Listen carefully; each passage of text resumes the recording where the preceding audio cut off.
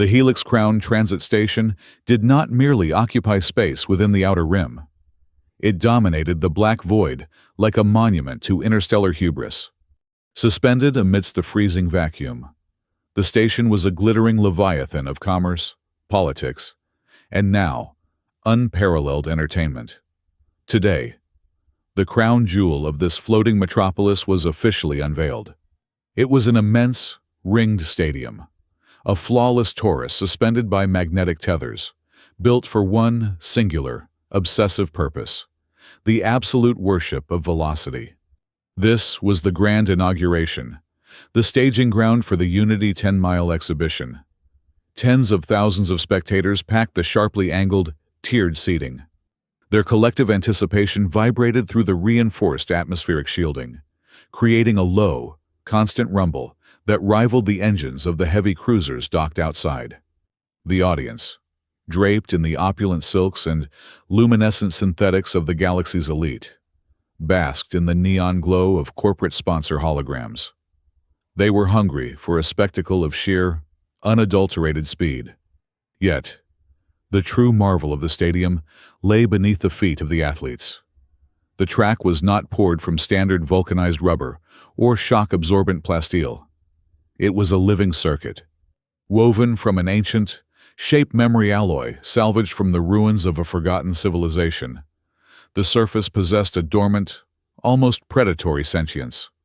It was designed to actively react, to absorb the brutal kinetic force of a runner's stride and return it with geometric perfection. It was an engineering miracle, dark and shimmering like liquid obsidian under the arena lights. Hovering high above the center of the ring, holographic displays the size of civilian transport ships projected the glowing profiles of the galaxy's elite sprinters.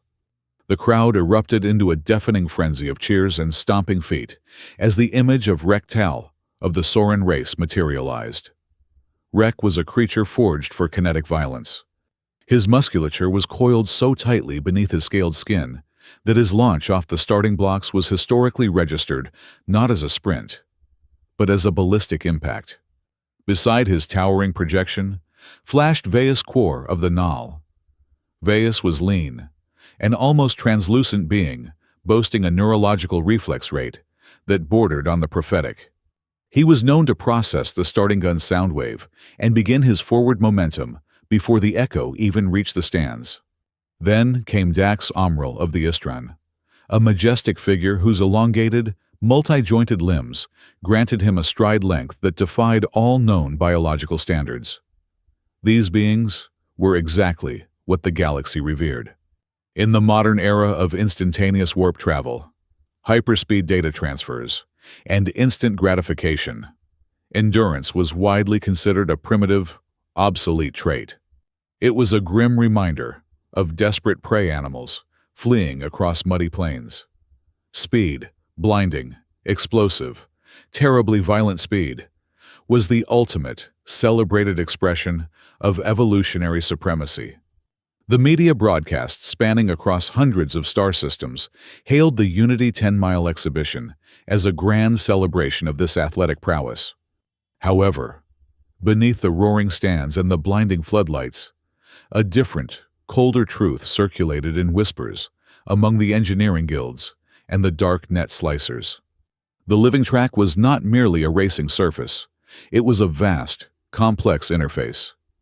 Deep within the heavily restricted bowels of the Helix Crown lay a dormant navigation core, an artifact vastly older than the station itself. The corporate sponsors bankrolling the event were not philanthropists hosting a race. They were orchestrating a massive synchronization test. They intended to forcefully awaken the ancient machine using the immense biomechanical energy and rhythmic impacts generated by the galaxy's fastest beings. The track was the conduit, and the sprinters were nothing but high-yield ignition sparks meant to jumpstart a sleeping giant. The grand, chaotic spectacle reached a sudden, jarring lull as the final name on the exhibition roster flashed across the colossal screens. The stadium-wide artificial intelligence announced the entry in a crisp, synthesized tone. Tamsin Vale, representative of Earth. The holographic projection shifted to show a human female. She was utterly devoid of the shimmering biomechanical augmentations and radical genetic splicing that defined her competitors. She possessed no pneumatic pistons grafted to her calves, no neuroaccelerators hardwired into the base of her skull. She was merely flesh, bone, and quiet resolve. A profound, stunned silence fell over the tens of thousands of attendees. For 3 long seconds, the stadium was entirely mute.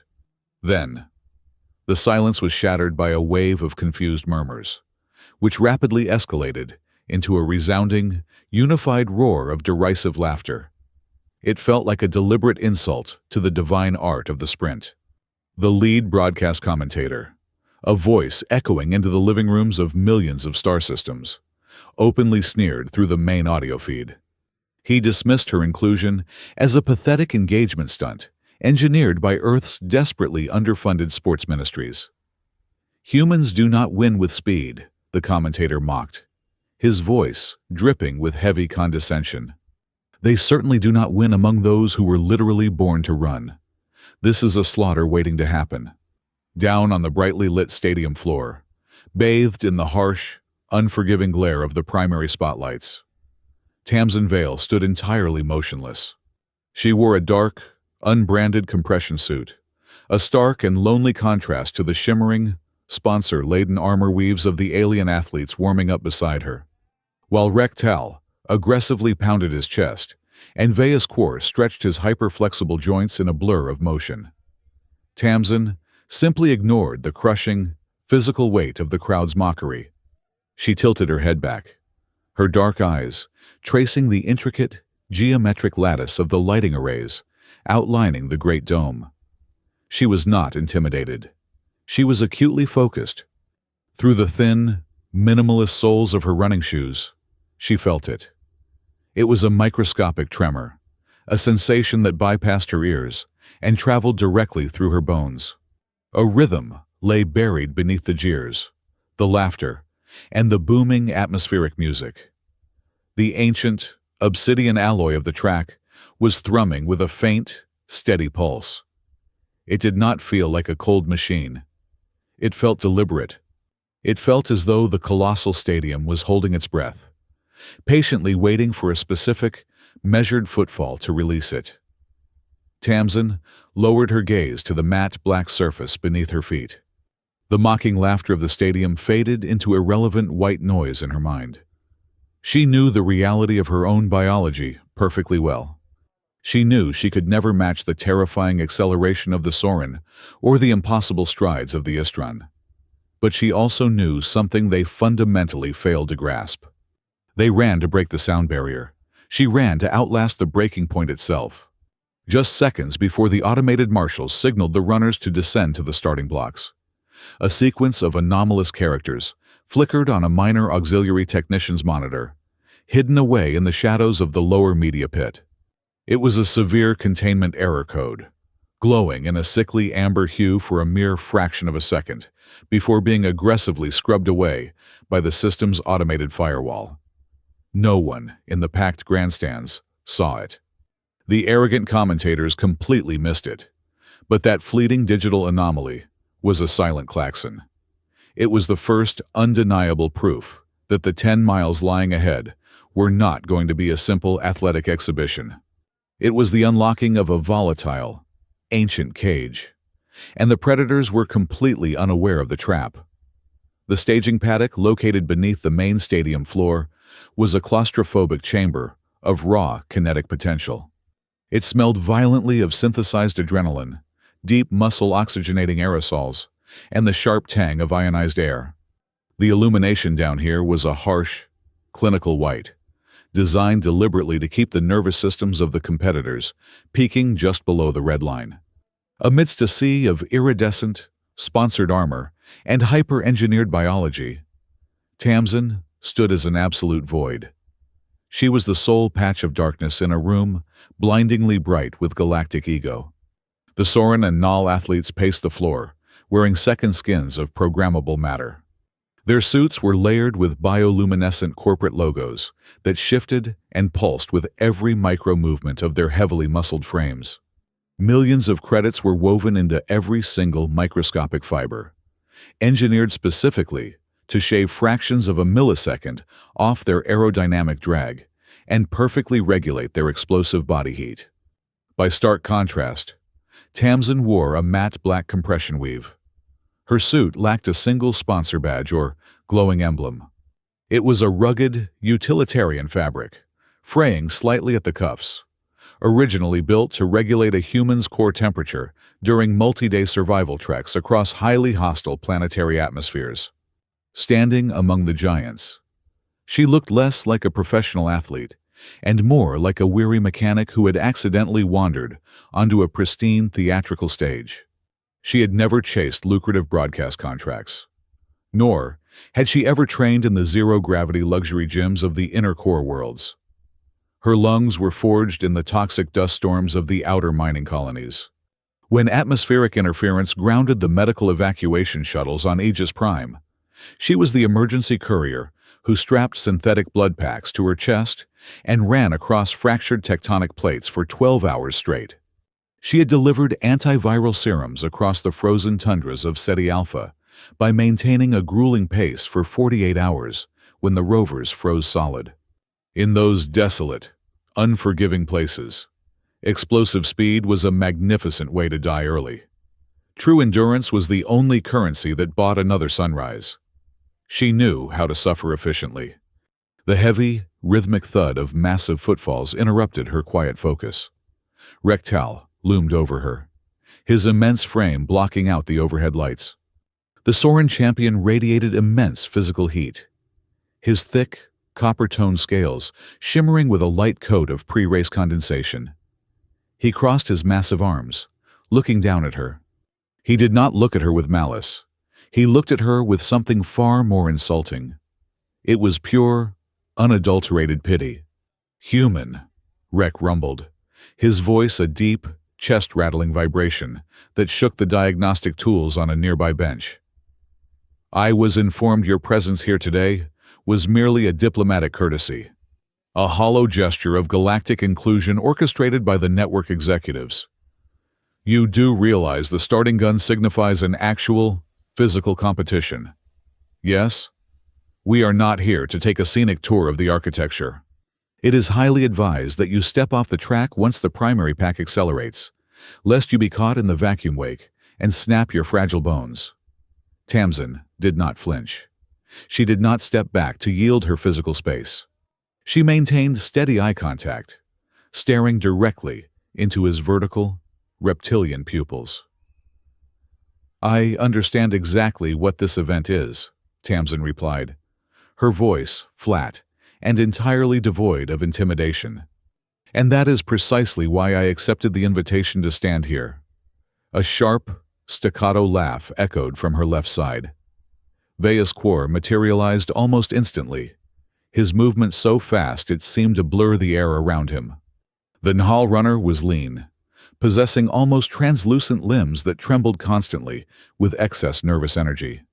"You humans are such romantic, tragic creatures," Veus mocked, pacing back and forth in a tight, restless circle around Tamsin. "You write endless poetry about your unique ability to suffer. You pride yourselves on taking a brutal beating and crawling forward. But simply surviving pain does not put you on equal footing with apex predators. What good is your tragic endurance against beings who can literally tear the synthetic surface off the track in 3 strides? We will be crossing the finish line and collecting our accolades before your central nervous system even registers that the race has officially begun." Tamsin did not raise her voice to match their theatrics. She did not engage in their chest-beating displays of dominance. She merely tilted her head slightly and offered a cool, dissecting stare that stripped away their bravado. "Speed is a tremendous luxury," she said quietly, her words slicing through the heavy air of the paddock. "It is a luxury paid for heavily by burning your absolute reserves in a matter of seconds.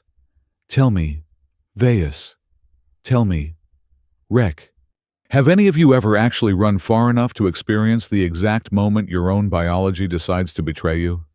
Do you have any real concept of what happens to a sprinter's perfectly tuned fast-twitch muscle fibers at mile 7? For a fraction of a second, genuine confusion flickered across the alien faces. The concept was entirely alien to them. Then, the paddock erupted. Dax Amril threw his head back and emitted a barking, guttural laugh, which was quickly joined by the booming chuckles of the others. It was the collective amusement of wolves observing a sheep, trying to explain the strategic philosophy of a slaughterhouse. To them, her words were nothing more than the pathetic self-comfort of a physically inferior creature desperately trying to justify her impending, highly public humiliation. They were creatures built exclusively for the first lap. The very concept of a seventh lap was as abstract and meaningless to them as a theoretical, undiscovered dimension. The chorus of mockery was abruptly cut short by the frantic arrival of the paddock technicians. A pale, visibly sweating human engineer scurried over to Tamsin. He deliberately avoided looking her in the eyes, his hands trembling slightly as he clamped a metallic biometric sensor around her left wrist. It was presented as a standard broadcast procedure, supposedly designed to transmit her heart rate, oxygen saturation, and lactic acid buildup directly to the massive spectator screens hovering in the arena. But as the heavy device powered on, an initialization sequence rapidly flashed across its tiny, recessed digital display. Tamsin had spent her former years slicing into highly encrypted corporate shipping manifests to track down stolen medical supplies on the black market. She knew exactly how to read raw, unfiltered data strings. The hexadecimal sequence that briefly illuminated the tiny screen did not match the standard broadcast frequencies of the Galactic Sports Network. It was an operational access key protocol. Specifically, it was the exact prefix code for a deep-level structural navigation matrix. Her blood ran completely cold, though her facial expression remained a perfectly blank mask. The heavy sensor clamped tightly to her wrist was not broadcasting her vital signs to the cheering fans above. It was tethering her biological rhythm directly to the ancient, sleeping core buried deep beneath the stadium floor. They were not just passively monitoring her physical state. They were actively plugging her into the station's hidden machine. This entire grand exhibition, the billions of credits spent on flashy promotion, the gathering of the greatest alien champions, it was all an elaborate, shimmering curtain drawn deliberately over a highly illegal, potentially catastrophic hardware synchronization experiment. She now held the final, terrifying piece of the puzzle. Tamsin slowly knelt on the polished metal floor of the staging paddock.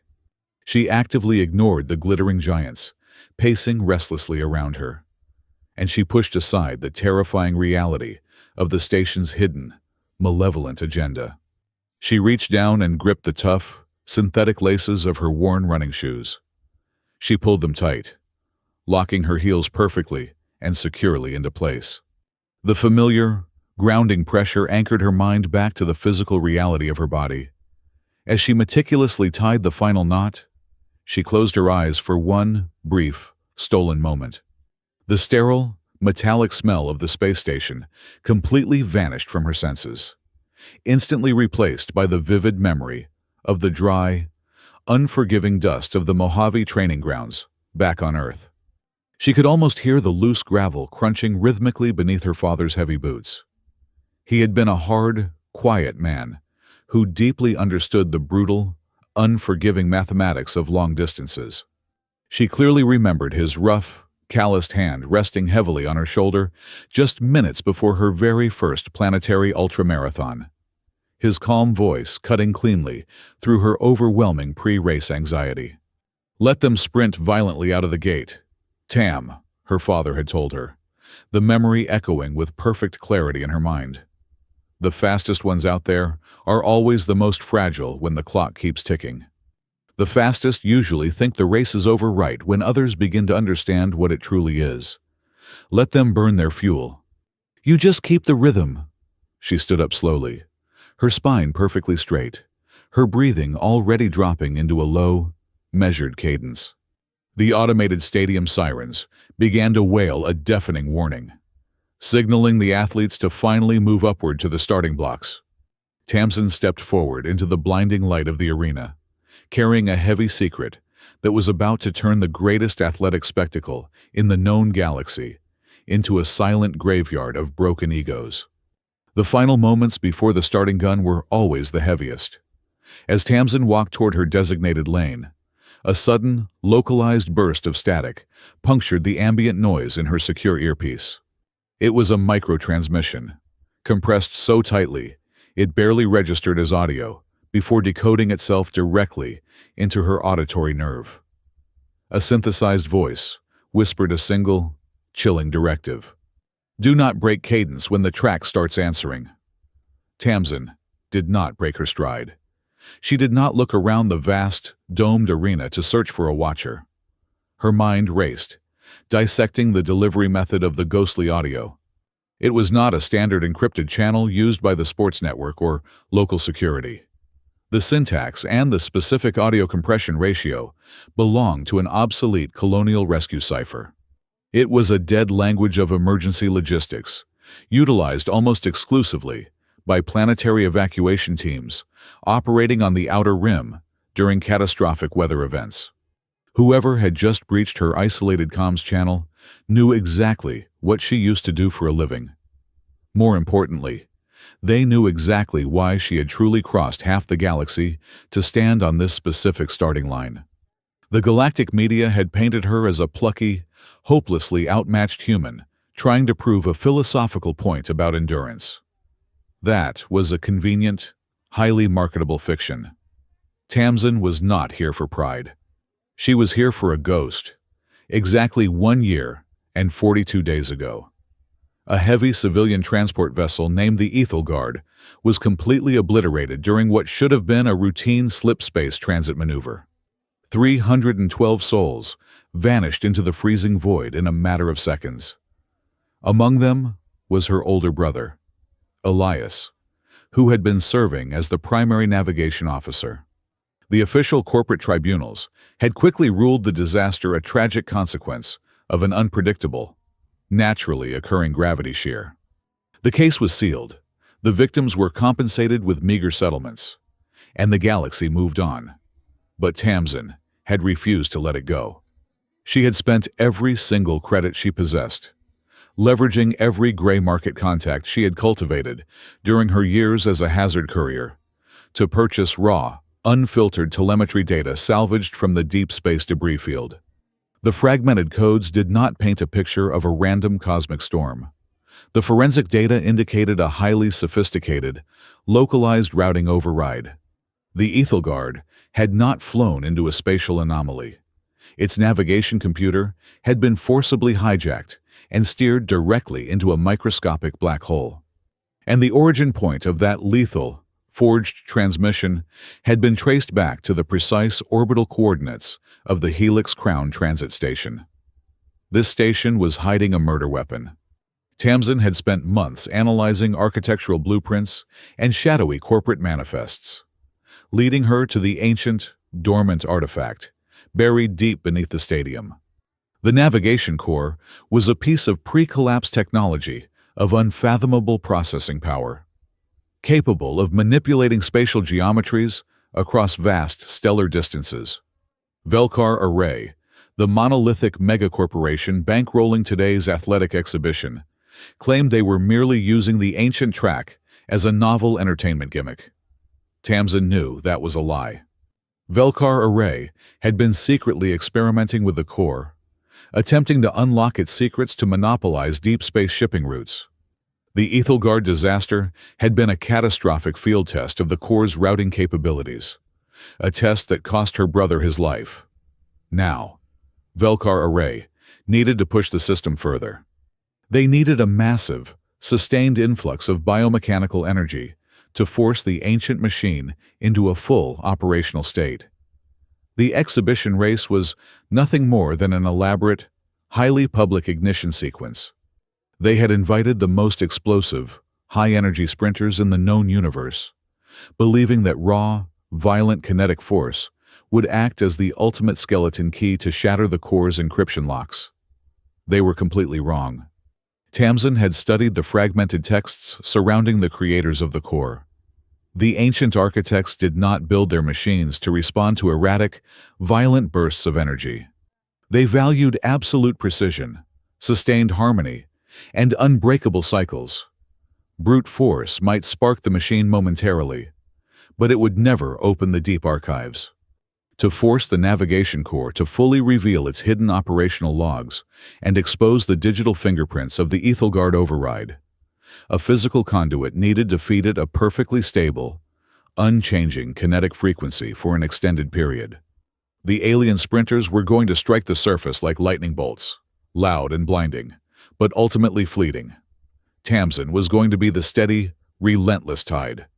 Completing the full 10 miles without a single fluctuation in her biological rhythm was not just a matter of athletic survival.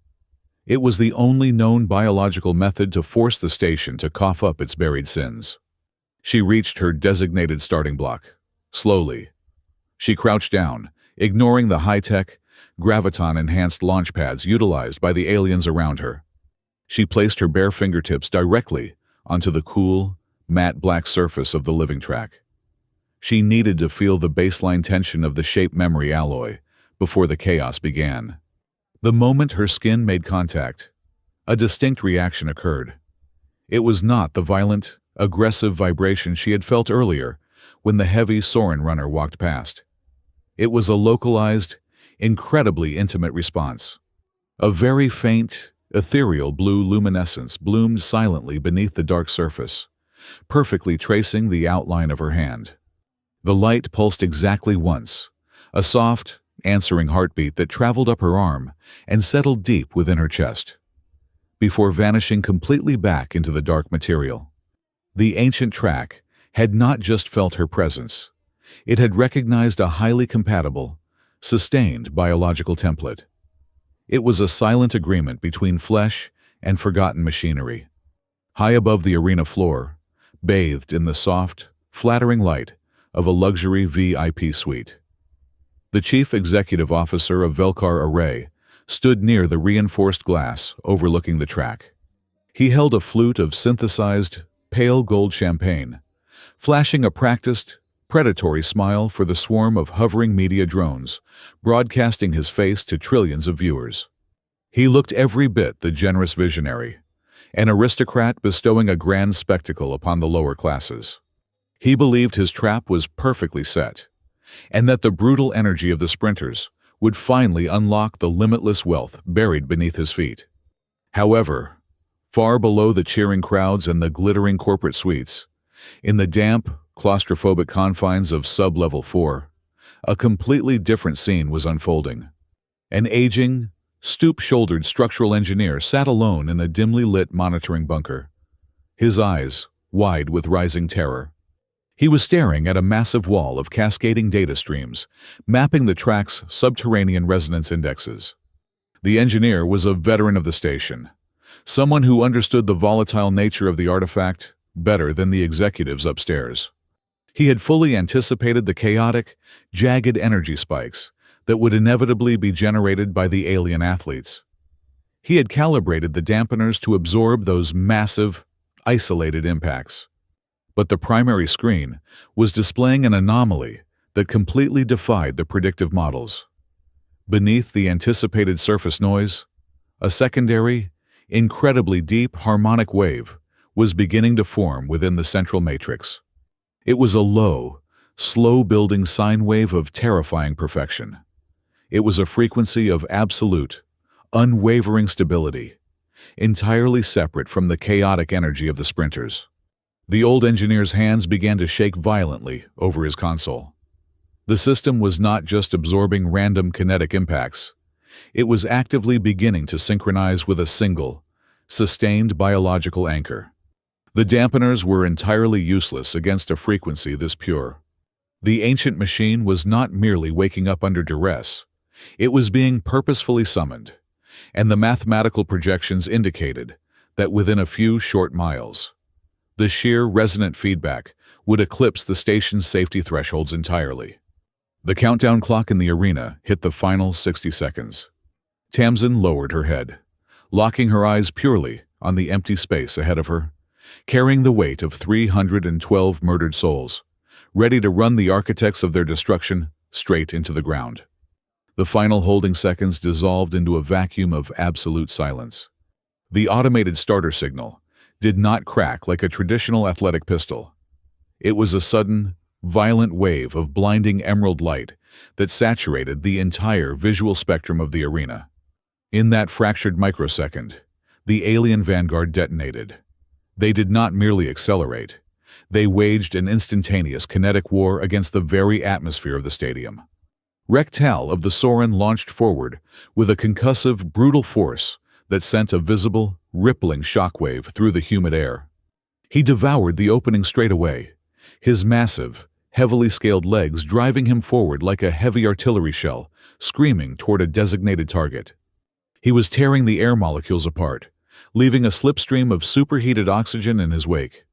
To his immediate left, Vea's core simply ceased to exist as a solid object. The Nhal runner hit his maximum velocity so rapidly that the biological eye could not track his forward progression. He was a creature entirely devoid of mass and friction in that moment. The spectators seated in the lower tiers merely saw a lingering, translucent afterimage, a ghostly blur of motion slicing across the black surface of the track. Approaching the first major banked curve, Dax Amrel unleashed his impossible, terrifying anatomy. His multi-jointed legs extended into strides of absurd length, his skeletal structure shifting seamlessly to accommodate the centrifugal pull. He leaned deeply into the harsh angle of the shape memory alloy, pulling himself through the bend with a fluid, predatory grace that defied every known law of standard biomechanics. The crowd erupted into a state of absolute, deafening delirium. Tens of thousands of spectators stood up simultaneously, screaming until their vocal cords threatened to tear. The noise was a physical weight pressing down on the track. They raised their glowing sponsor cups, utterly intoxicated by the sheer violence of the speed. This was precisely the magnificent, ordered destruction they had paid exorbitant sums of credits to witness. They firmly believed they were watching the apex of biological evolution in motion. Behind that terrifying wall of sonic booms and fractured air, Tamsin stepped off the starting block. She did not explode. She did not overreach. She possessed absolutely no desire to chase the plasma bolts tearing down the synthetic straightaway ahead of her.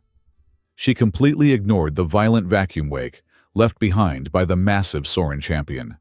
Instead, she slipped seamlessly into a deeply ingrained physical cadence, a rhythm forged over thousands of grueling hours in the dead, unforgiving dirt of her home world.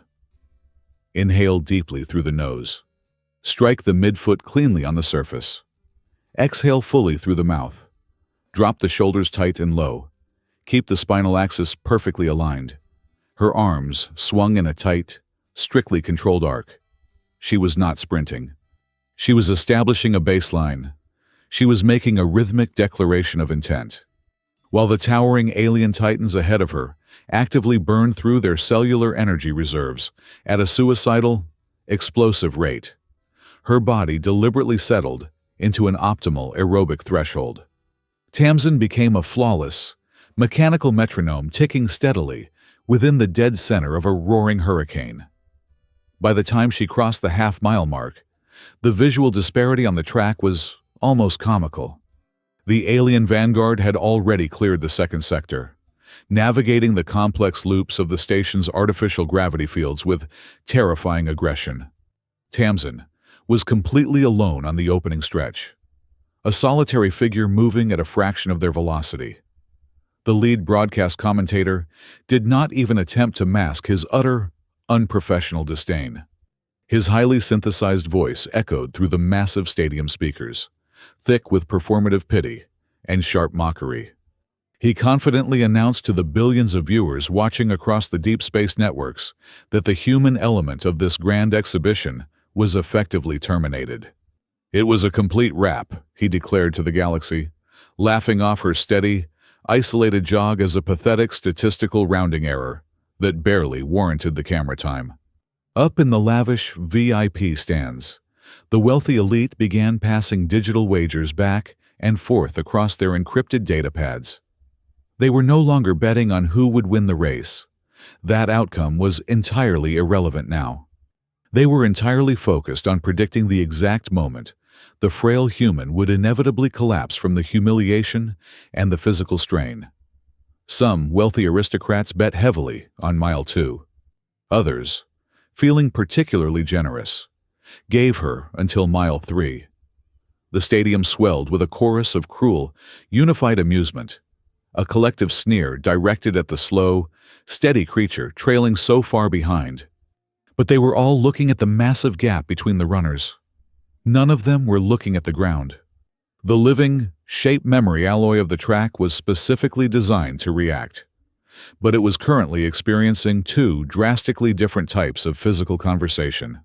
When Rhek Tal slammed his heavy foot down, the track hardened instantly, aggressively repelling his violent force to propel him forward. It was a brutal, combative exchange of energy, a continuous fight between flesh and material. However, when Tamsin's worn shoe struck the matte black surface, there was no fight.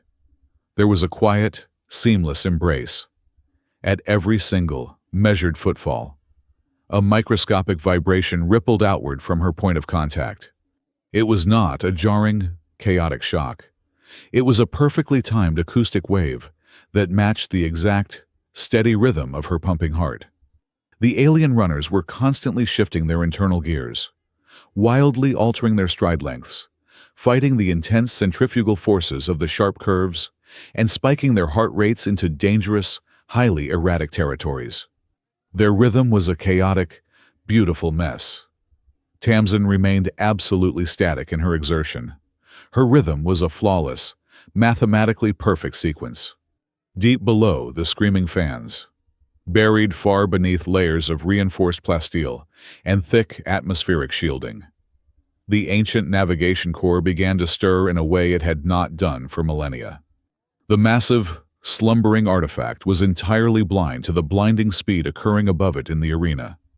It simply did not care about broken sound barriers, explosive muscle fibers, or shattered sprint records.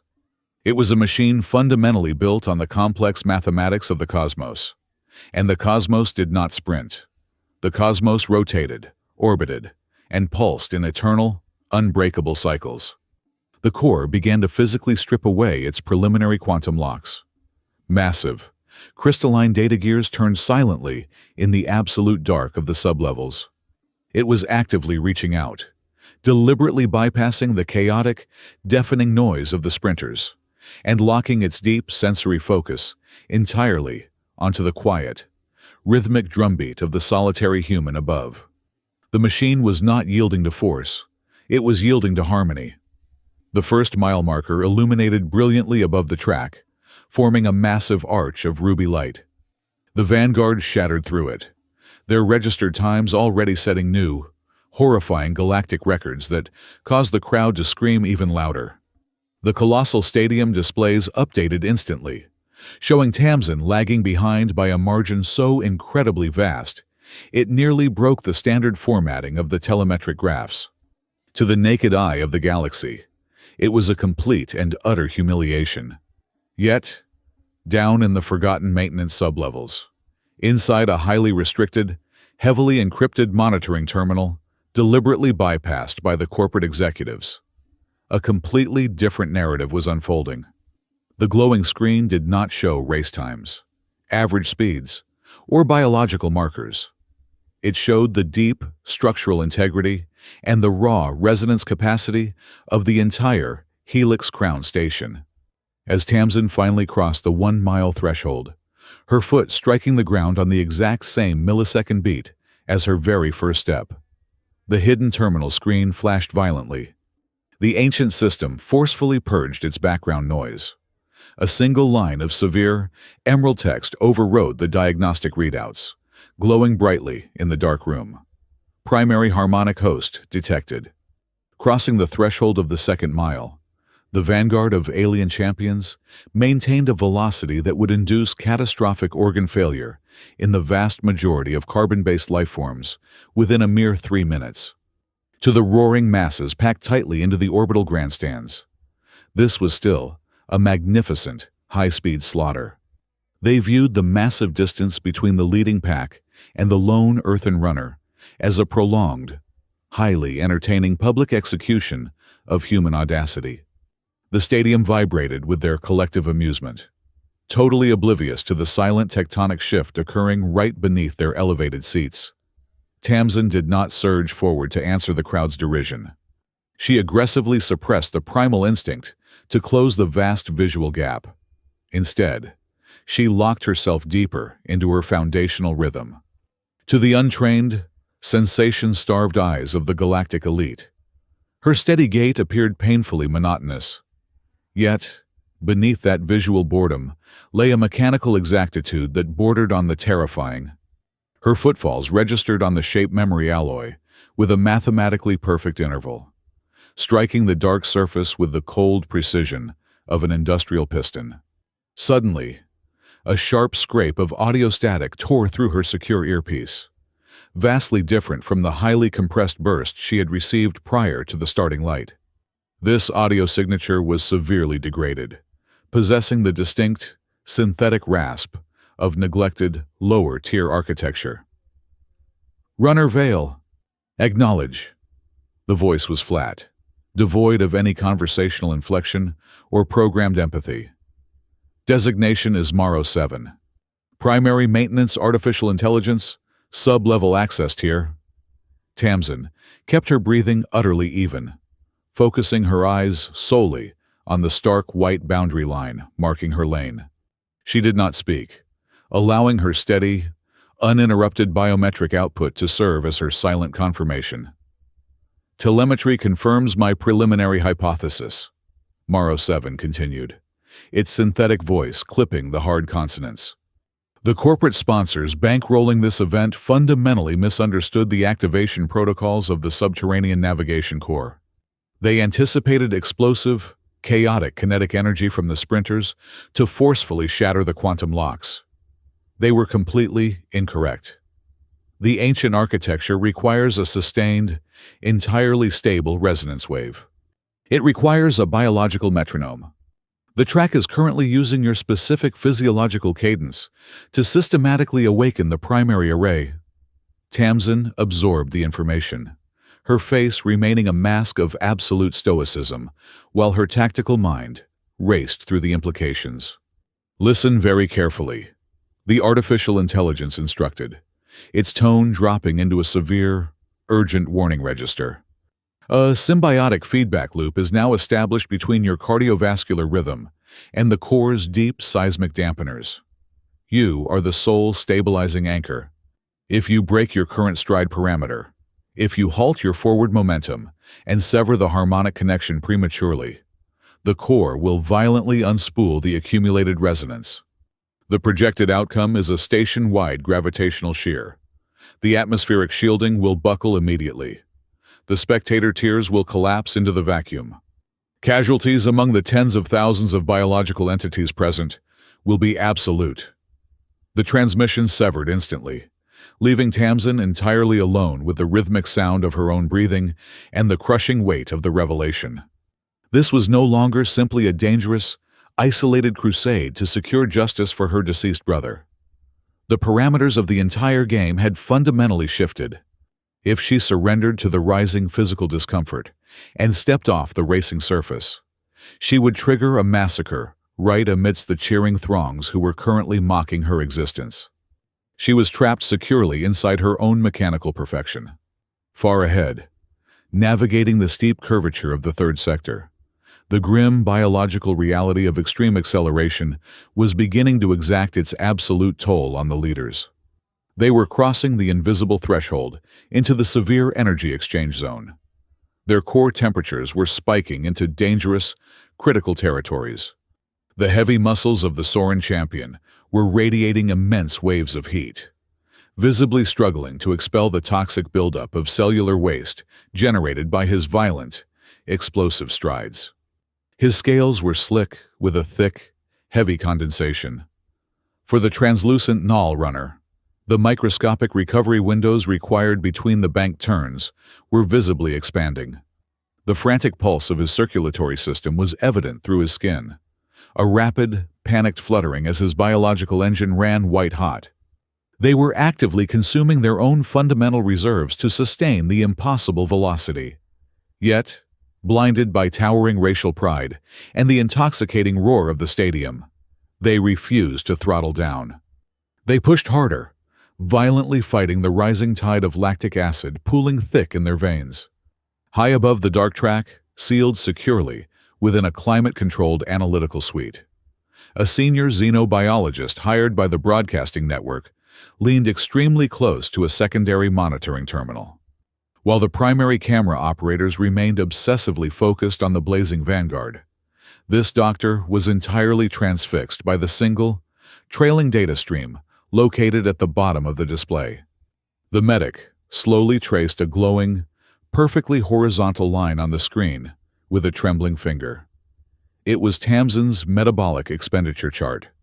It completely defied the standard, explosive galactic athletic models currently celebrated.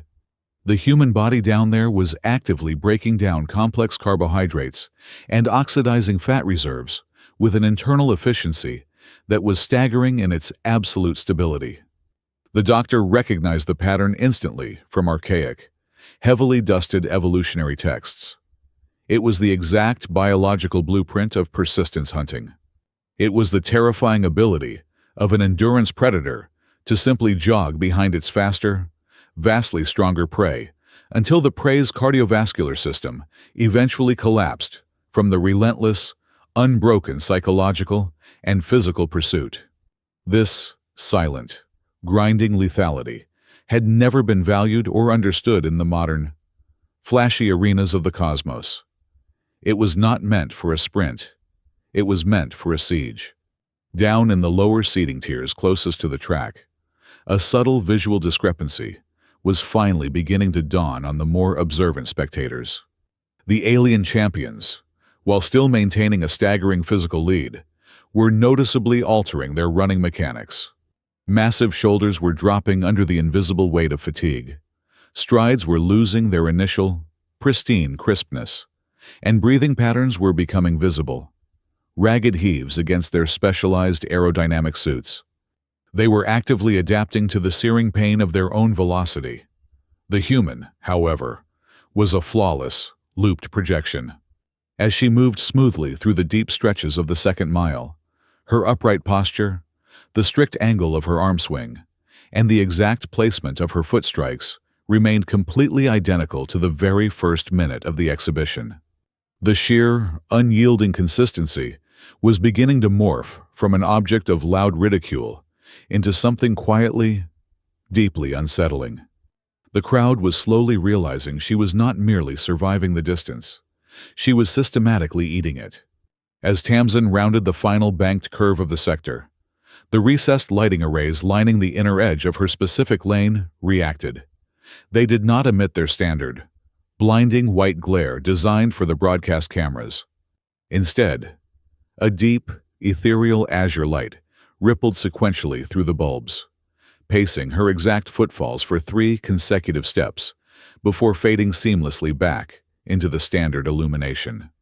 Tamsin felt a cold shiver trace its way down her spine, despite the intense physical exertion radiating from her core. The faint blue glow was the station's hidden, ancient architecture whispering directly to her biology. The massive, orbital structure was actively syncing to the drumbeat of her pulse. She was no longer just a participant in a heavily sponsored athletic exhibition. She was the living, breathing key, turning deep inside a lock that had been sealed for millennia. And the entire station depended on her absolute refusal to stop turning it. Crossing the boundary into Mile 4, and subsequently Mile 5, the fundamental physics of extreme biological exertion began to collect their inescapable toll. The blinding, explosive advantage that the alien vanguard had weaponized during the opening fractions of the exhibition was rapidly transmuting into a crushing physiological debt. Anaerobic respiration is a brutal, unforgiving loan, and the interest was now coming due. The sprinters were drowning in their own cellular byproducts. Every single muscular contraction, once a symphony of devastating power, now felt as though someone was actively pouring molten lead directly into their veins. Veus Quor was the first to publicly shatter. The hyper-responsive Nhal runner, whose initial acceleration had rendered him virtually invisible, suddenly broke his immaculate respiratory cycle. His chest heaved violently, sucking in massive, desperate gulps of the synthesized stadium atmosphere. His neural reflexes remained terrifyingly sharp, his brain firing rapid-fire signals to his lower extremities, but the muscle fibers themselves simply stopped obeying the commands. The fast-twitch tissues were severely degraded, flooded with acid, causing his translucent legs to stutter and drag infinitesimally against the slick surface of the track. A few lanes over, Dax Omrel was discovering the hidden agony of his own impossible anatomy. Desperate to conserve his rapidly depleting energy reserves, the Istran champion attempted to elongate his already massive stride, hoping to glide through the long curves rather than actively driving through them. It was a catastrophic miscalculation. The complex, double-jointed structures of his knees and hips, previously a marvel of biomechanical engineering, now lacked the muscular support to cushion the heavy impacts. With every single footfall, violent shockwaves radiated up his elongated shins. It no longer looked like running. It looked as though he was dragging his entire, aching skeleton through a roaring chemical fire. At the absolute front of the pack, Rhek Tal refused to yield.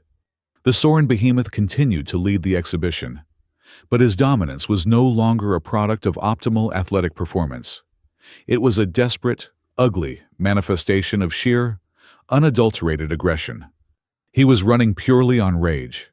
However, the massive holographic displays hanging above the arena broadcasted the harsh, biological truth to the billions watching. The thermal imaging sensors embedded in the track painted his massive thigh muscles in deep, critical shades of crimson. He had completely surpassed his optimal thermal threshold miles ago. The muscle fibers in his quadriceps were actively micro-tearing with every explosive push. He was entirely hollowed out, suspended upright merely by the fragile scaffolding of his own towering pride. Far behind this agonizing theater of degrading titans, Tamsin Vale crossed the exact halfway mark of the exhibition. 5 miles down, 5 miles remaining. Her face remained a chilling, absolute void of emotion. She was coated in a thin, even layer of sweat, but her breathing was deep, controlled, and perfectly synchronized with the rhythmic striking of her feet. She was not grimacing. She was not fighting the track. She was simply working. In the lower spectator tiers, the atmosphere began to shift palpably. The loud, booming laughter that had defined the opening miles slowly evaporated, replaced by a tense, uncomfortable murmur. Aristocrats lowered their glowing synthetic beverages. Gamblers stopped looking at the betting odds and started staring intensely at the lone human figure. They looked at her with deeply puzzled, unsettled eyes. The narrative they had been sold was collapsing. The frail earthen creature was not dying, and her agonizingly consistent pace was slowly, steadily eating away at the vast physical distance between her and the collapsing giants ahead. Inside her secure earpiece, the synthetic rasp of Morrow 7 crackled to life once again, delivering another piece of the hidden corporate puzzle. The data streams from the primary core are stabilizing around your cadence. Runner Vale, Velkar Array, built this exhibition to prove that explosive sprinters should control the galaxy's fastest corridors. They misread the core. It does not answer to impact. It answers to endurance. Keep your rhythm, and it stays with you. High above in a concealed corporate oversight booth, a senior Velkar technician was rapidly losing his mind.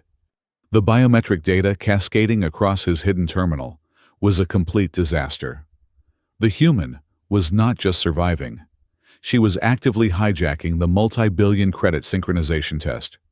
Desperate to salvage the sponsor's narrative and stop the ancient core from fully locking onto her pulse, he bypassed the stadium's primary safety protocols and accessed the localized microgravity generators embedded directly beneath Tamsin's specific lane. With trembling, sweat-slicked fingers, he manually increased the downward gravitational pull on her designated path by 20%. It was a severe, highly illegal manipulation designed to mimic the crushing atmospheric pressure of a super-Earth, entirely imperceptible to the naked eyes of the audience or the broadcast cameras. He prayed the sudden, invisible weight would snap her rhythm and force her to collapse. Down on the track, the trap sprang silently.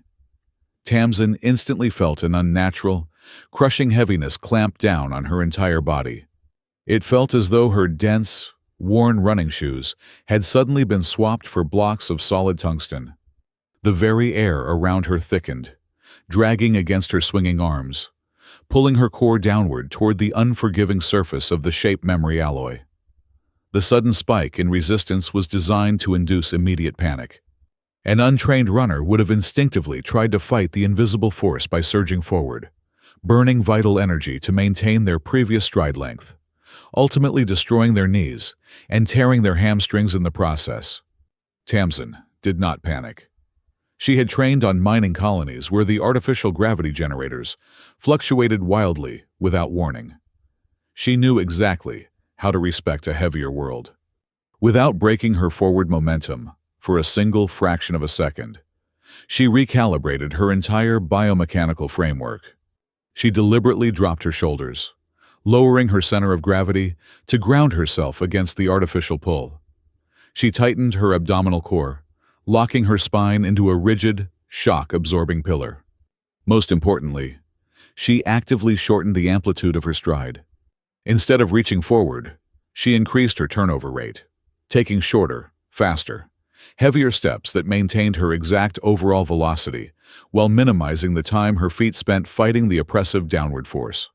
She leaned into the invisible weight, turning the treacherous, unseen sabotage into a brutal, grinding workout. The Velkar technician stared at his screen in absolute, paralyzing horror. The human had not slowed down by a single decimal point. By attempting to crush her underfoot, he had only forced her to strike the living track with even greater, more concentrated force, driving her perfect, unyielding rhythm deeper and deeper into the ancient, awakening heart of the station. At the onset of Mile 6, the impossible geometry of the race finally became undeniable. The vast, empty tracks of the shape memory alloy that had previously separated the human from the alien vanguard were actively vanishing. The physical distance was no longer a protective buffer. It was an evaporating illusion. The lead broadcast commentator, whose highly synthesized voice had spent the last hour dripping with manufactured contempt, suddenly faltered on the main audio feed. He stammered openly. He cleared his throat. He desperately searched his extensive digital vocabulary for a way to explain the incoming telemetry without admitting his own profound ignorance. He could no longer rely on mockery or biological superiority statistics. The stark, undeniable visual reality projected on the colossal screens forced his tone into a hushed, reluctant astonishment. The human was closing the gap.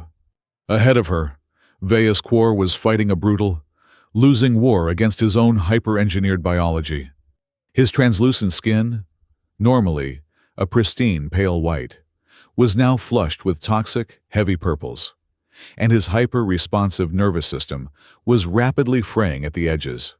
Over the roaring sound of heavily oxygenated blood pounding in his own ears, a new acoustic signature began to register.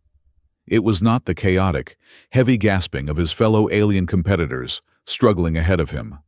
It was a rhythmic, terrifyingly consistent thud. The sound was clinical.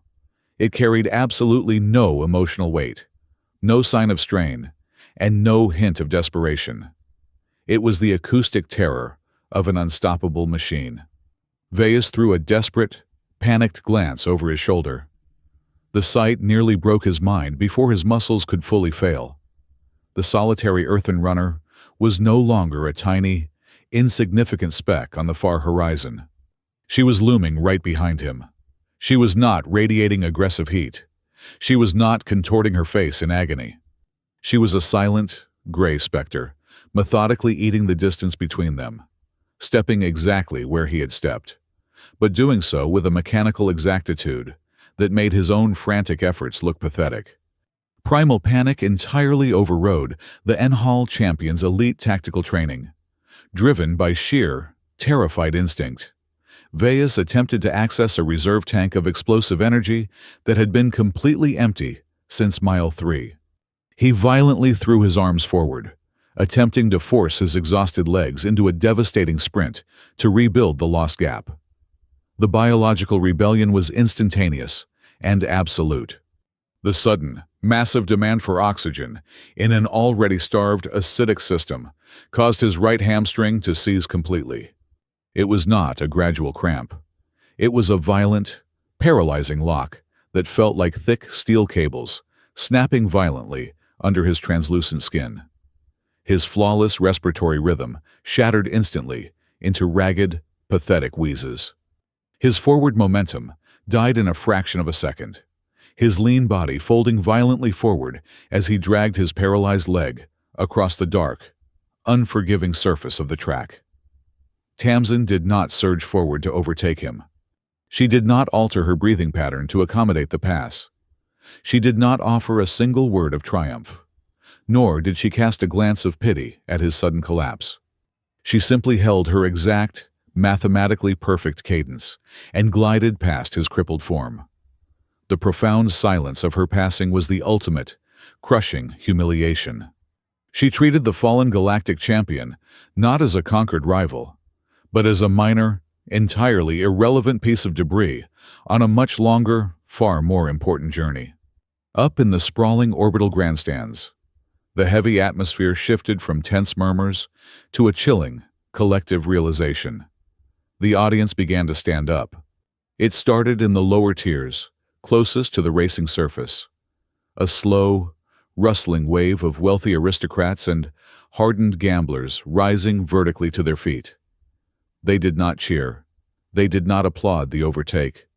They stood in absolute, stunned silence, watching an inversion of the natural biological order that was happening far too slowly to generate a loud roar, but was entirely too obvious to ignore. The apex predator was dying on the ground, and the supposed prey was casually walking past the grave, inside the secure, encrypted channel of Tamsin's earpiece. The dead colonial cipher cracked open once more. Morrow 7 did not waste a single byte of bandwidth on the athletic drama unfolding on the surface. Runner Vale. I have penetrated the secondary quantum archives. The artificial intelligence reported, its flat, synthetic voice cutting directly through the steady sound of her own heartbeat. The deep resonance generated by your sustained biological cadence has forced the subterranean core to unseal the restricted flight logs from 1 year ago. I have located the Aethelgard manifest. I have the precise, localized routing override commands. The digital signatures belong exclusively to the executive board of Velkar Array. They deliberately fed false spatial coordinates to your brother's navigation computer.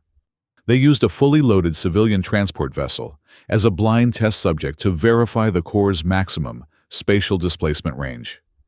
Tamsin felt a massive, suffocating wave of pure, unadulterated rage rise violently in her chest.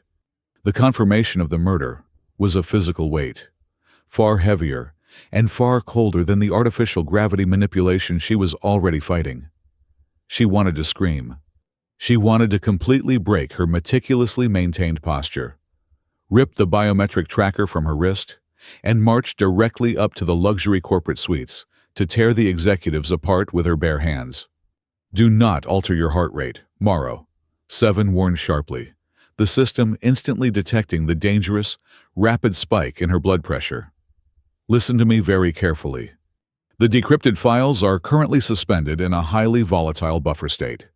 The ancient core requires the completion of the entire 10-mile harmonic cycle to permanently hard-code the evidence into the station's unalterable public broadcast ledger.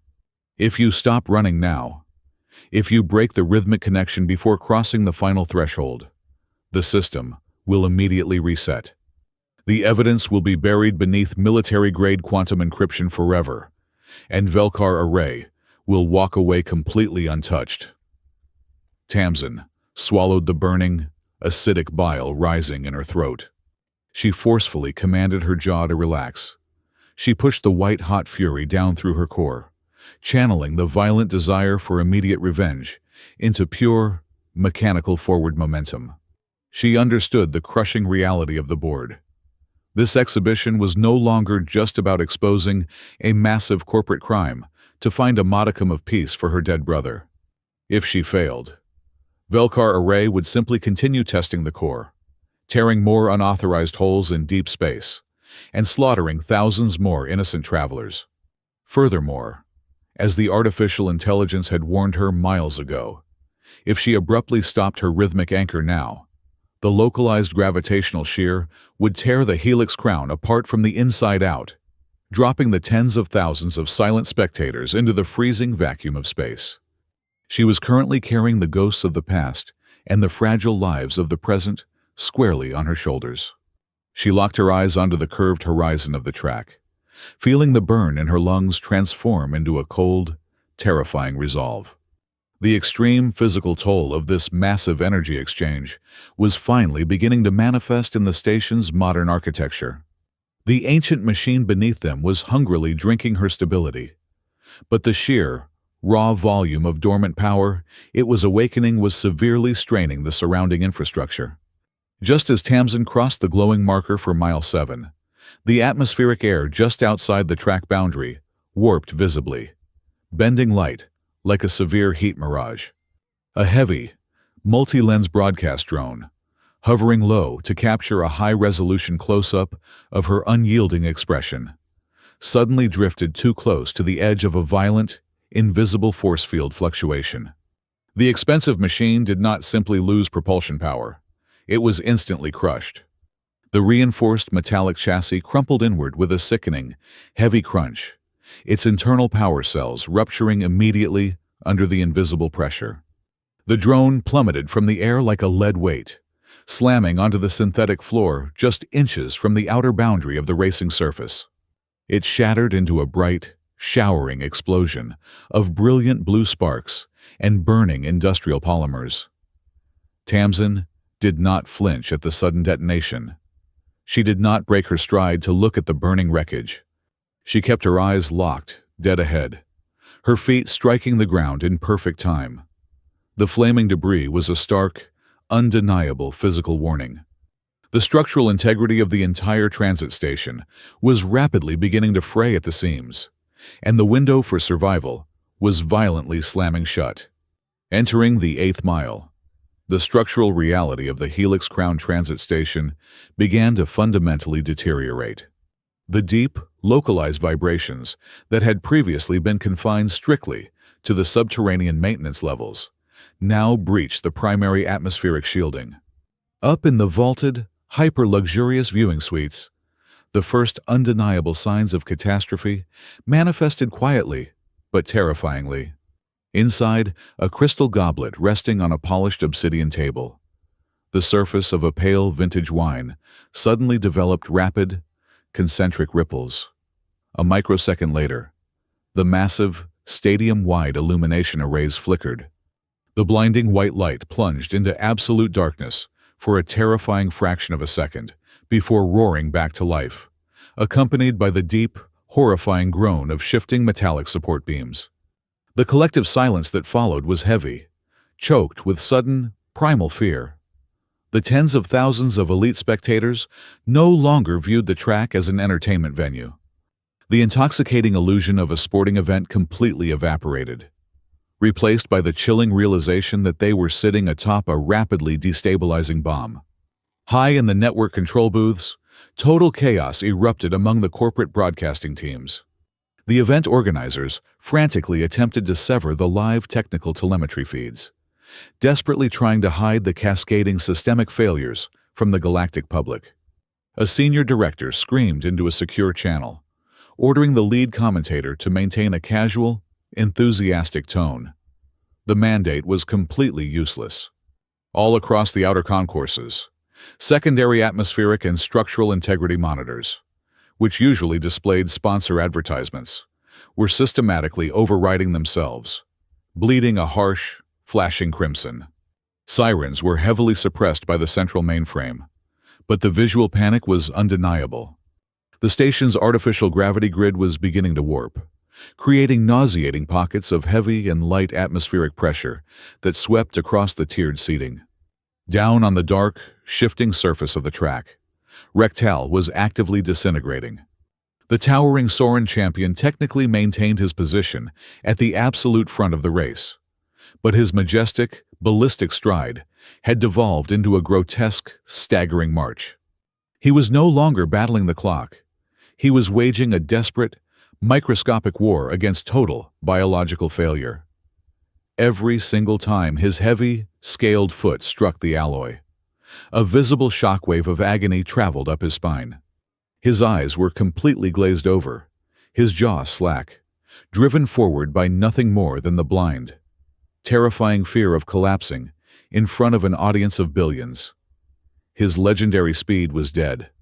He was merely a ghost haunting his own failing body, his massive lungs fighting for every single breath of synthesized air. A quarter of a mile behind him, Tamsin Vale seamlessly closed the distance on the next broken titan. Dax Omrel, the magnificent Istran, whose elongated strides had previously defied physics, was now a tangled wreck of exhausted joints.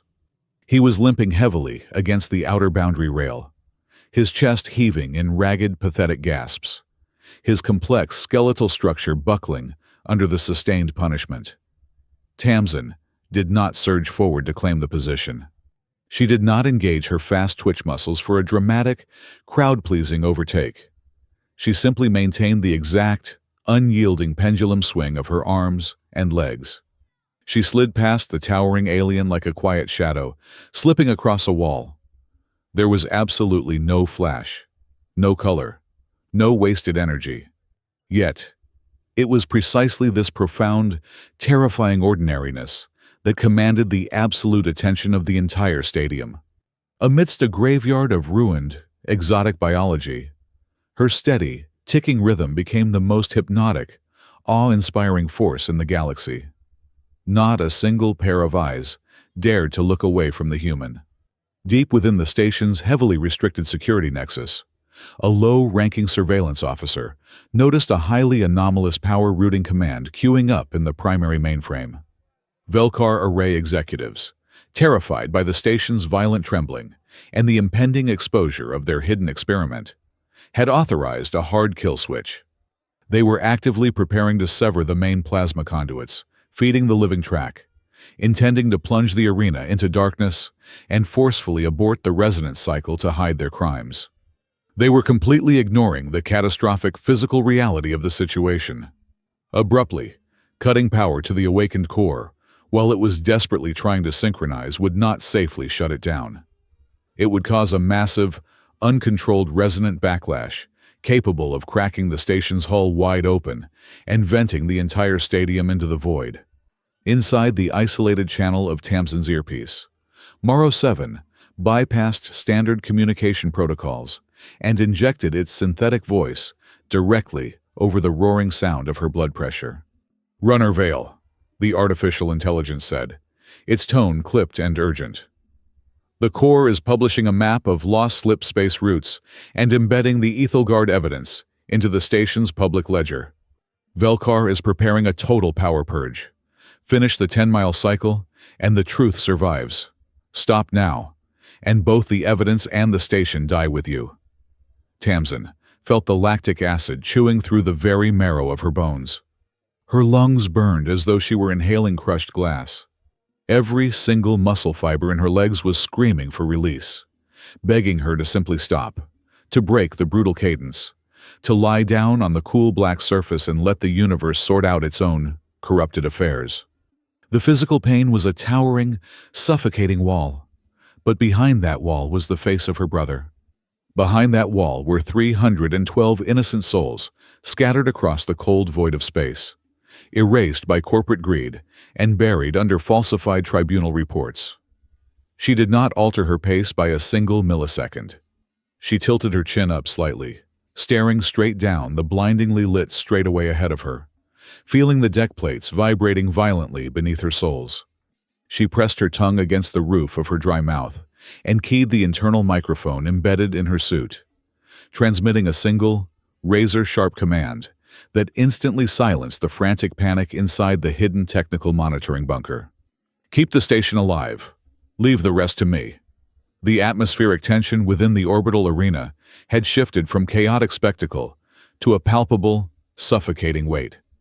The grandstands, usually a riot of neon advertisements and deafening roars, had descended into a cathedral-like hush. Down on the bleeding edge of the 9th mile, only one single obstacle remained between the human and the vast, empty expanse of the final sector. Rhek Tal. The Soren behemoth was no longer the arrogant, towering apex predator who had sneered so confidently in the underground staging paddock. The explosive, violent energy that had defined his entire existence had completely evaporated, leaving behind nothing but a hollow, agonizing shell. He was now a broken creature, solely fueled by the desperate, terrifying need to drag the shattered reputation of his entire hyper-fast species across an impossible threshold. Every agonizing heave of his broad chest was a testament to a biological engine running entirely on toxic fumes. His heavy, armored scales, once shimmering with an iridescent sheen, were now dull, ashen, and slick with a thick, graying sweat. Tamsin Vale closed the distance meter by excruciating meter. As she drew closer, the silence enveloping the massive stadium became absolute. It was a profound, heavy quiet, so deep that the ambient, low-frequency hum of the heavy cruisers docked outside the station seemed to vanish completely. In this vast vacuum of sound, a single, sharp acoustic signature echoed upward into the tiered seating. It was the stark, rhythmic strike of a worn rubber sole connecting with the shape memory alloy. Tap, breathe, tap, breathe. It was a mechanical metronome of pure inevitability, steadily counting down the final moments of a galactic era that had worshipped only the fleeting spark of speed. Hearing the steady, unyielding footfalls approaching his right shoulder, the Soren champion forced his heavy, agonizing head to turn. When Rhek Tal finally looked at the human pacing beside him, the previous layers of condescending pity and ingrained racial superiority were entirely stripped away. His vertical, reptilian pupils were dilated wide with the raw, terrifying clarity of a being who had just reached the absolute, undeniable end of his physical universe. His voice, which had once been a chest-rattling boom capable of shaking diagnostic tables, was now a fractured, wet rasp tearing through a ruined throat. "How?" he choked out, his massive lungs fighting desperately for a single, fractional breath of synthesized air. "Why does your kind still run when the body is already dead?" Tamsin did not break her precise, rhythmic breathing cycle to deliver a theatrical, triumphant monologue. She did not offer him a boastful declaration of earthen superiority. She kept her dark eyes locked firmly on the stark white boundary lines stretching ahead, and delivered a truth as cold and hard as the artificial gravity pressing down on their shoulders. "Because my people never survived by outrunning our terrors in a single, blinding burst," she replied, her voice remarkably steady, despite the immense, searing physical toll radiating through her own marrow. "We survived by putting one foot in front of the other, long after the fear had already settled deep into our blood. We live by walking with it." Driven by the deepest, most primitive instinct hardwired into his genetic code, Rhek Tal instinctively rejected the slow, methodical, agonizing nature of endurance. In a final, tragic act of biological defiance, The Soren champion attempted to detonate one last, violent surge of speed. He threw his massive, heavy shoulders forward, trying to force his completely depleted fast twitch fibers to tear the track apart just one last time. It was a fatal, devastating miscalculation. The sudden, massive electrical demand placed on his completely starved central nervous system acted as a physical guillotine. Both of his massive thigh muscles locked simultaneously into rigid, agonizing blocks of immovable stone. The sudden, violent seizure transformed his greatest evolutionary advantage into a crippling, finishing strike.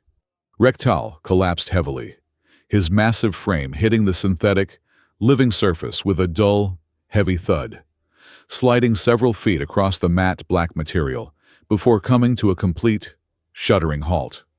Tamsin swept past him on the long, sweeping straight away. She did not turn her head to observe his ruin. She did not raise her arms in a premature, flashy celebration for the broadcast drones. She simply held the exact, flawless cadence she had established at the very first second of the exhibition. In that specific, profoundly quiet moment of passing, the tens of thousands of alien spectators towering above in the luxury suites finally understood the deep, fundamental error of their cultural philosophy. They were not watching a weak, fragile creature surviving by sheer, statistical luck. They were witnessing the devastating manifestation of a completely different definition of absolute strength. It was the terrifying, grinding power of an unbreakable foundation. Simultaneously, deep below the hushed arena floor, the subterranean resonance reached its critical, awakening mass. The ancient, slumbering architecture drank the final, necessary sequences of Tamsin's unyielding biological rhythm. Within the heavily armored central core, a massive, spherical holographic projection flared to brilliant life. It was a living, breathing cartographic index of the cosmos. Hundreds of forgotten stellar routes, systematically erased from the modern galactic ledgers by centuries of war and neglect, suddenly illuminated in brilliant, cascading gold. They spread out rapidly across the digital matrix like ancient, glowing blood vessels being flooded with fresh life after millennia of stagnation. The lost, hidden pathways to resource-rich, isolated sectors were now completely, undeniably exposed. Inside the opulent, highly panicked confines of the primary corporate oversight suite, the director of Velkar Array screamed frantic, desperate orders at his heavily armed security detail. He demanded a total, immediate physical lockdown of the station's primary data network, attempting to manually sever the transmission cables before the ancient map could fully synchronize with the public galactic broadcast feeds. It was entirely too late. The station's internal security matrix had already been thoroughly, irreparably compromised. Morrow 7, utilizing the immense, stabilizing resonance generated continuously by the human runner, bypassed every single military-grade corporate firewall with surgical precision.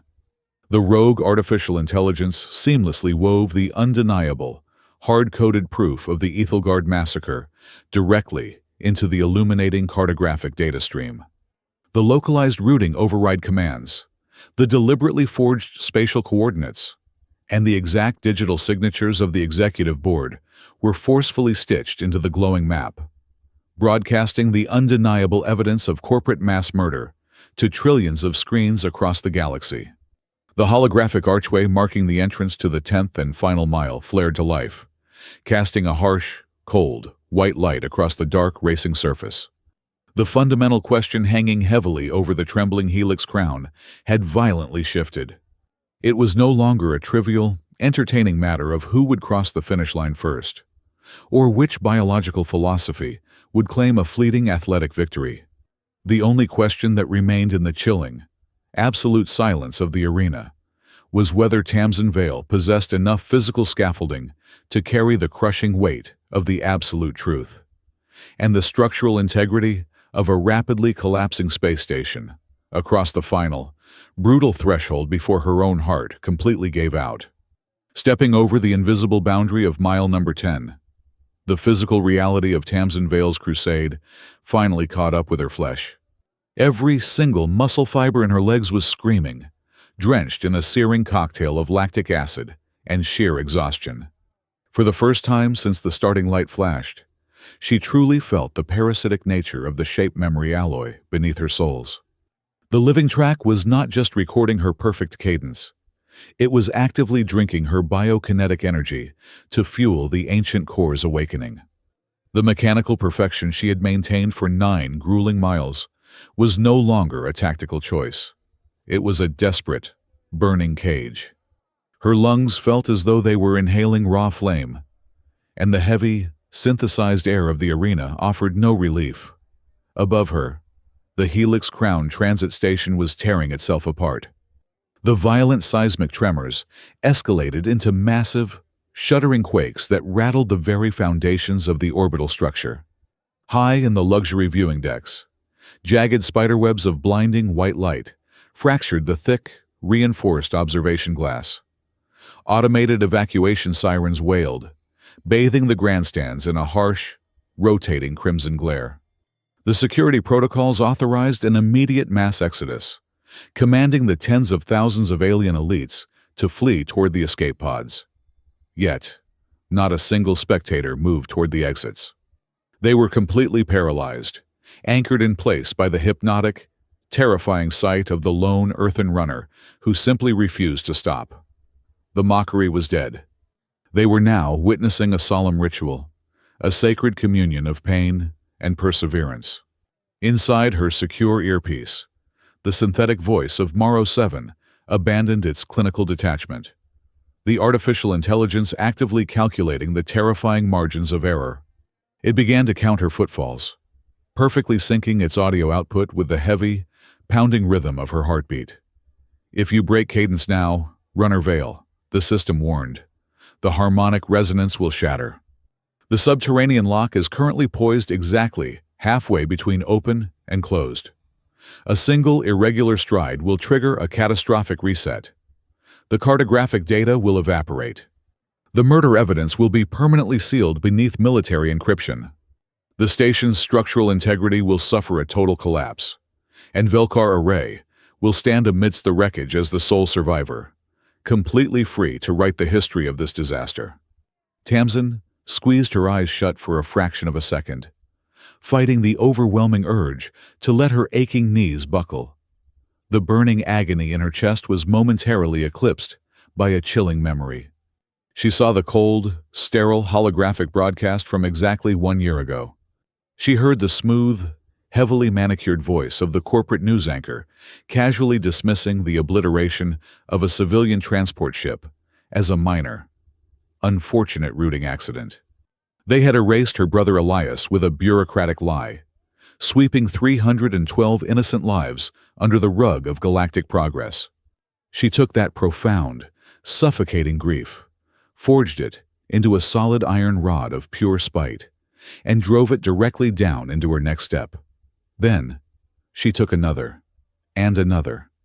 She hit the apex of the final curve. As her worn shoe struck the angle, the matte black material of the entire racing circuit suddenly erupted. It did not merely glow. It ignited in a blinding, fluid wave of brilliant silver and deep ocean blue. The ancient navigation core buried deep beneath the stadium floor finally consumed the very last sequence of her unyielding biological rhythm. The massive, subterranean vault violently unsealed. It flooded the station's primary mainframe with an unstoppable tsunami of restricted data. The pristine, glowing maps of hundreds of lost stellar routes flooded every single monitor on the station, instantly followed by the damning, heavily encrypted flight interference records, and the undeniable, direct forensic evidence explicitly condemning the executive board of Velkar Array for mass murder. In that exact, blinding moment of total exposure, the violent gravitational fluctuations tearing the Helix Crown apart simply vanished. The horrific groaning of the metallic support beams ceased. The massive orbital structure stabilized instantly, settling into a profound, peaceful equilibrium. It was as if the ancient, forgotten machine had spent millennia enduring the chaotic, explosive tantrums of violent species, merely waiting for a single, solitary creature who possessed the quiet, terrifying strength to simply continue instead of burning out. Tamsin crossed the finish line of the 10th mile, maintaining the exact, mathematically perfect rhythm she had established at the very first second of the race. Only after she cleared the final marker did she finally allow the mechanical structure of her cadence to dissolve. Her forward momentum rapidly decayed into a heavy, staggering walk.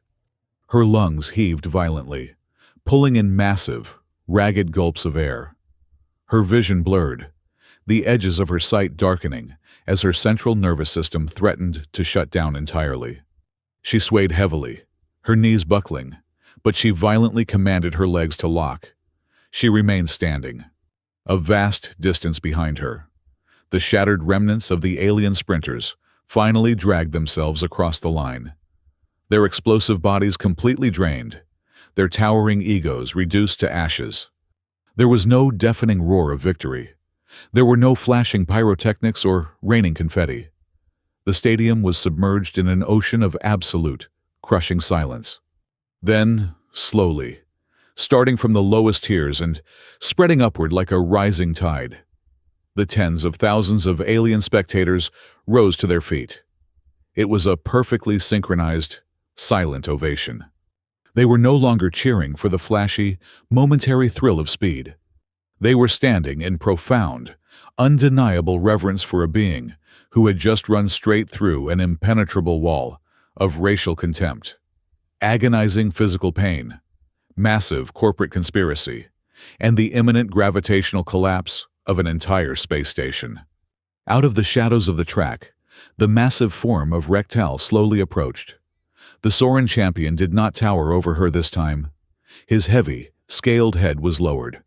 He stopped a few feet away from the exhausted human, placed his massive fist over his chest, and bowed deeply. A silent, absolute apology, and an undeniable surrender to a superior force. High above them, overriding the panicked faces of the arrested corporate executives, the colossal stadium screens wiped away the race statistics. In their place, the rogue artificial intelligence projected a single, glowing sentence in the common galactic tongue, a profound truth that would force the entire universe to forever re-evaluate the fragile, terrifying creatures of Earth. Humans were not born to win the moment. They were born to still be there when all other moments have faded. Thank you for listening to this story. Please let me know where you are tuning in from in the comments below, so we can connect and share our thoughts. And remember to subscribe to X Sci-Fi Stories, like the video, and support us further by pressing the hype button so this tale can be heard by many more people.